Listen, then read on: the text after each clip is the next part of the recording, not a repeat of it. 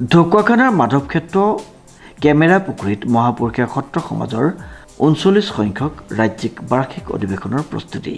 উল্লেখযোগ্য যে ঢকুৱাখানাৰ দীঘলা গাঁৱৰ মাধৱক্ষেত্ৰ কেমেৰা পুখুৰীত মহাপুৰুষীয়া সত্ৰ সমাজ অসমৰ ঢকুৱাখানা জিলাৰ সত্ৰ সমাজৰ অতীতত ৩৯ সংখ্যক ৰাজ্যিক বাৰ্ষিক অধিৱেশনখনি ফেব্ৰুৱাৰী ২, ৩ আৰু ৪ তাৰিখে উদযাপনৰ বাবে দিহা কৰিছে।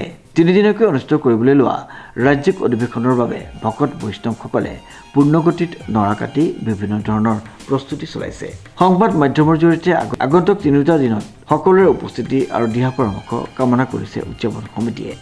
এই ৩৯তম বাৰ্ষিক অধিৱেশন বাকী মহাপুৰুষীয়া সত্ৰ সমাজ অসমৰ ৰাজ্যিকৰ যি অধিৱেশন, সেই অধিৱেশন বাকী ঢকুৱাখানা জিলাৰ মাধৱক্ষেত্ৰ কেমেৰা পুখুৰী আজি পথাৰত আমি অনুষ্ঠিত কৰিবৰ কাৰণে আজি পহিলা আমি শুভ উদ্বোধন কৰিছোঁ। আজি সকলো ৰাইজ আমি একত্ৰিত হৈ উত্তৰ মণ্ডল আমি মহাপুৰুষীয়া সত্ৰ সমাজ লগতে আমি ঢকুৱাখানা জিলা সকলো আই বাপ সমস্ত লগ লাগি আজি যি আমি নৰা কটাৰ যিটো আমি পৰিকল্পনা হাতত লৈ আজি উদ্বোধন কৰিছোঁ। গতিকে সকলোৱে সহায় সহযোগিতা আমি বিচাৰিছোঁ।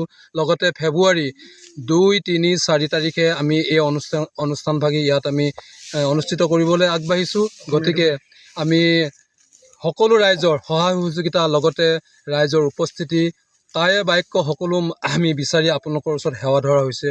লগতে ১৪ তাৰিখ ডিচেম্বৰ ২৫ অহা দেওবাৰে আমি ইয়াতে লাই খুঁটা প্ৰতিষ্ঠাৰ যিটো কাৰ্যসূচী আমি হাতত লৈছোঁ। গতিকে সেই অনুষ্ঠান ভাগলৈ আমি সদলবলে সকলো ঢকুৱাখানাবাসী ৰাইজৰ উপস্থিতি কামনা কৰিছোঁ। লগতে ভগৱানৰ শ্ৰীচৰণত আমি সেৱা ধৰা হৈছে এই অনুষ্ঠানভাগি যাতে সাফল্যমণ্ডিত কৰি তোলাত তেখেতৰ কৃপা আমাৰ হাতত পৰে। ভগৱানৰ গুণগান কীৰ্তন যেন আমি সদায় এই পথাৰখনত এই অনুষ্ঠানত আমি ল'ব পাৰোঁ, সেই আশাৰে আমি ভগৱানৰ শ্ৰীচৰণৰ ওচৰত আমি সেৱা ধৰা হৈছে।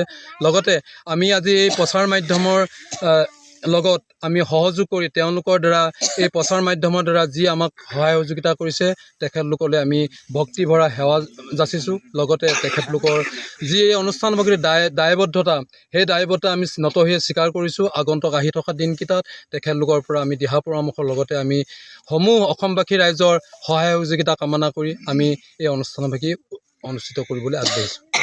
Jintu কোচৰ report, news now.